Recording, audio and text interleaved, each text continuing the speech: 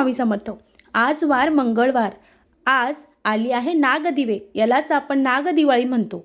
ही मार्गशीर्ष महिन्यातील पंचमीला येत असते, म्हणजे उद्या चंपाषष्ठी आलेली आहे। मग षष्ठीच्या आदल्या दिवशी पंचमी येते। या दिवशी हे नागदिवे लावले जातात। आता हे नागदिवे लावण्याची जुनी परंपरा आहे।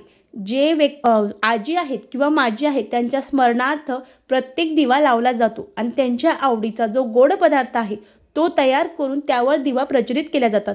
अशी मान्यता आहे की या दिवशी जर नागदिव्याच्या दिवशी जर आपण हा नैवेद्य नागदेवतांना दाखवला तर आपल्या घरात सुख शांती समृद्धी नांदत असते आणि आपल्या आयुष्यातला काळोख दूर होतो। मग तुमच्याकडे जशी पद्धत आहे तशी तुम्हाला गव्हाचे किंवा बाजरीच्या पिठाचे जे दिवे आहे ते तयार करायचे आहे आणि अगदी याच वेळेला ते पूजन करून प्रत्येकाच्या नावाने जो गोड नैवेद्य आहे तो तयार करायचा आहे, नागदेवतांना दाखवायचा आहे।